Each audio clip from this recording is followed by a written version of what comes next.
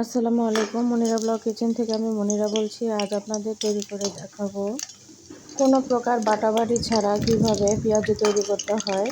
এই পেঁয়াজুটি তৈরি করতে আপনার কোনো প্রকার বাটাবাটি ছাড়াই এই পেঁয়াজুটি তৈরি করতে পারবেন। চলুন তাহলে চলে যাই এই সহজ রেসিপিটি দেখার জন্য। খুব সহজ পদ্ধতি, এতে করে রমজানে আপনাদের সময় বেঁচে যাবে অনেকটা। তার জন্য লাগবে এখানে মসুরের ডাউল। এখানে অবশ্যই এই পেঁয়াজুটা তৈরি করতে মসুরের ডাউল ব্যবহার করতে হবে। তো এখানে আমি 1 কাপের মতো মসুরের ডাউল নিয়েছি, একটা বাটিতে নিয়েছি। এই যে মসুরের ডাউল, আপনারা যেরকম মসুরের ডাউল খান সেই ডাউলগুলো হলেই হবে। তো ডাউলগুলোকে আমি একটু বেছে নিয়েছি। এখন এই ডাউলগুলো আমি ভেজানোর জন্য একটা পাত্র নিয়েছি। এই পাত্রের মধ্যে এখন ডাউলগুলো ঢেলে নিচ্ছি। দেখুন, এখানে 1 কাপের মতো আমি ডাউল যেহেতু নিয়েছি, সেজন্য এখানে আমার 2 কাপের মতো পানি দিতে হবে। অবশ্যই ডাউল যে পরিমাণে দিবেন ডাবল পানি দিতে হবে, তাহলে ডাউলটা যখন ভিজে ফুলে উঠবে তখন জায়গাটা পুরো একদম ভরে যাবে ফুলে। তো এই যে আমি এখন পানি দিয়ে দিলাম, একটু হাত দিয়ে নেড়ে চেড়ে দিব। আমি ডাউলটা কিন্তু ধুইনি, না ধুয়েই এভাবে ভিজিয়ে রাখবো কিছু সময়। এখানে কমপক্ষে 2 ঘন্টার মতো ভিজিয়ে রাখতে হবে। এতে করে ডাউলটা ফুলে উঠবে এবং একদম নরম হয়ে যাবে। তখন আমরা পেঁয়াজু যখন তৈরি করব তখন সেই ক্ষেত্রে পেঁয়াজুটা অনেক টেস্টি এবং সুস্বাদু নরম হবে। তো এখন আমি দেখুন 2 ঘন্টা পরে ডাউলগুলোকে ধুয়ে নিয়ে এসেছি। এই যে আমার ডাউলগুলো। তো এখন এই ডাউলগুলোর মধ্যে যে উপকরণগুলো ব্যবহার করব সেগুলো হচ্ছে, আমি সবগুলো একটা বাটির মধ্যে নিয়েছি, প্লেটের মধ্যে সরি।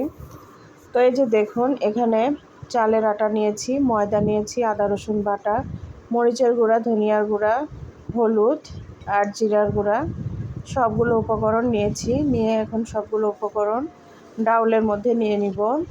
এখানে আরও একটা উপকরণ দিতে হবে, পেঁয়াজ রসুন। চাইলে আপনারা রসুন কুচায়ে দিতে পারেন বা পেঁয়াজ এভাবে কেটে দিতেও পারেন। এভাবে অবশ্যই কেটে দিবেন, বা চাইলে কেউ বেটেও দিতে পারেন পেঁয়াজটা। এর সঙ্গে দিয়ে দেব কিছুটা কাঁচামরিচ, আর দিয়ে দিচ্ছি এখানে বেসন। বেসন এখানে প্রায় 1 কাপের মতো দিয়েছি। এখন দেখুন, এগুলোকে আমি এখন হাত দিয়ে সবগুলোকে মিক্সড করে নিব। যেহেতু শুকনা উপকরণ দিয়েছি, তাই এভাবে একটু করে হাত দিয়ে প্রথমে মেখে নেব।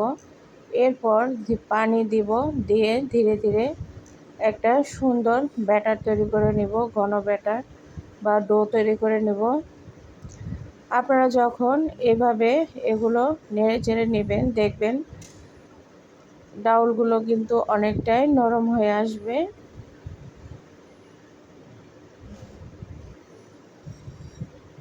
যেহেতু পেঁয়াজগুলো আমি আস্ত পেঁয়াজ কেটে দিয়েছি, বেটে নিইনি, সেই ক্ষেত্রে এভাবে হাত দিয়ে যখন একটু মেখে নিতে পারবেন তখন দেখবেন পেঁয়াজগুলো সফট হয়ে যাবে আর পেঁয়াজ থেকে একটু করে পানি বের হবে, কাঁচামরিচ থেকেও পানি বের হবে, আর এটাতে করে পেঁয়াজের টেস্টটা অনেক ভালো আসবে।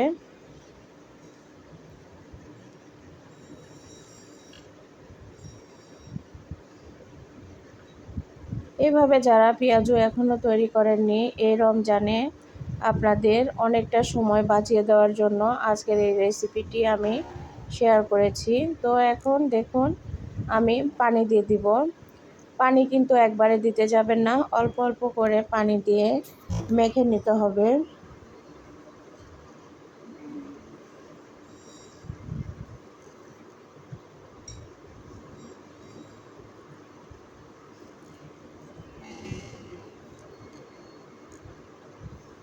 এখানে নর্মাল ঠান্ডা পানি ব্যবহার করবেন, গরম পানি দেওয়া যাবে না।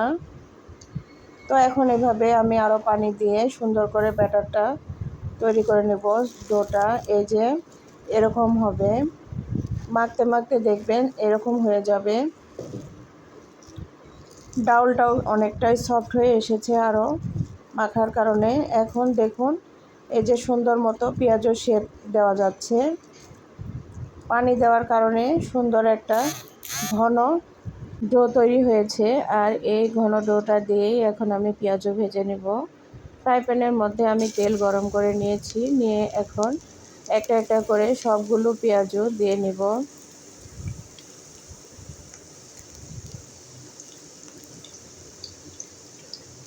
সবগুলো পেঁয়াজও আমার দেওয়া হয়েছে। আর আমি এখানে 3-4 মিনিট সময় পর আবার এসে এখন উল্টে দিচ্ছি।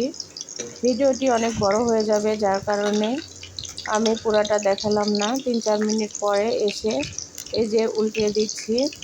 এখন কিন্তু চুলার আঁচটাকে মিডিয়াম টু লো হিটে রাখতে হবে, এতে করে পেঁয়াজগুলো ভালোভাবে ভেতর পর্যন্ত কুক হবে, অনেক ভালোভাবে কুক হবে।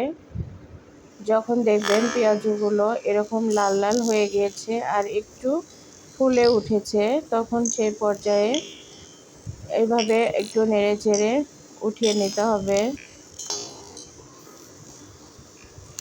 এই পেঁয়াজুটি খেতে অন্যান্য যে ডাউল ভিজিয়ে রাখা পেঁয়াজুর চাইতে অনেক গুণ বেশি স্বাদের হয়ে থাকে। ইফতারের টাইমে কতটা সময় বাঁচিয়ে নেওয়ার জন্য এই রেসিপিটি ঝটপট তৈরি করে ফেললাম, দেখতেই পাচ্ছেন। তো এখন এই যে আমি যতটা সম্ভব লাল লাল করে নিয়েছি। আমার পেঁয়াজুটি কিন্তু ভিতরেও একদম সুন্দরভাবে ফ্রাই হয়ে গিয়েছে। তো এখন এভাবে তেল ঝরিয়ে উঠিয়ে নিব।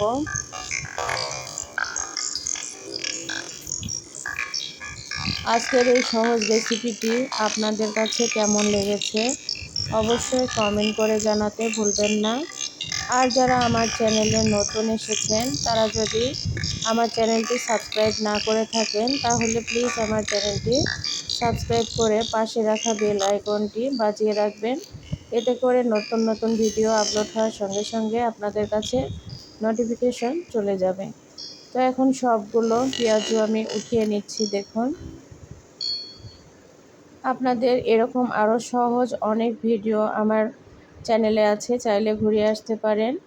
আর পাশে থাকবেন, তাহলে সামনে আরও অনেক রেসিপি আপনাদের সঙ্গে শেয়ার করব। আশা করি ভালো লাগবে। তো ভালো থাকবেন, সবাইকে ধন্যবাদ। অবশ্যই একটা কমেন্ট করে জানবেন কেমন হয়েছে। ভুল ত্রুটি হলে ক্ষমা সুন্দর দৃষ্টিতে দেখবেন।